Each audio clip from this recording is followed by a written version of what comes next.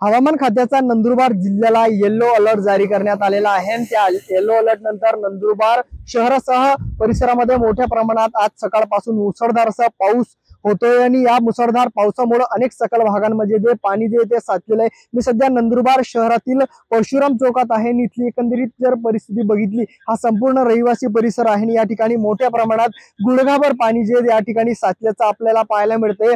अरुंद असा हा रस्ता आहे आणि या ठिकाणी पूर्णतः तलावाच्या स्वरूप जे ते या ठिकाणी आलेलं आहे। दुसरीकडे याच पाण्याजवळ जे विद्युत तारेचं देखील डीपी देखील या ठिकाणी आहे, यामुळे मोठ्या प्रमाणात अपघात होण्याची, शॉक लागण्याची शक्यता जी येते या ठिकाणी मोठ्या प्रमाणात आपल्याला पाहायला मिळते। दुसरीकडे या भागामध्ये मोठमोठे खड्डे देखील आहेत आणि या खड्ड्यांमुळे मोठ्या प्रमाणात अपघात होण्याची देखील शक्यता वर्तवली जात आहे। तर दुसरीकडे मुसळधार पावसामुळे अनेक घरांमध्ये देखील, दुकानांमध्ये देखील पाणी शिरल्याची परिस्थिती आहे।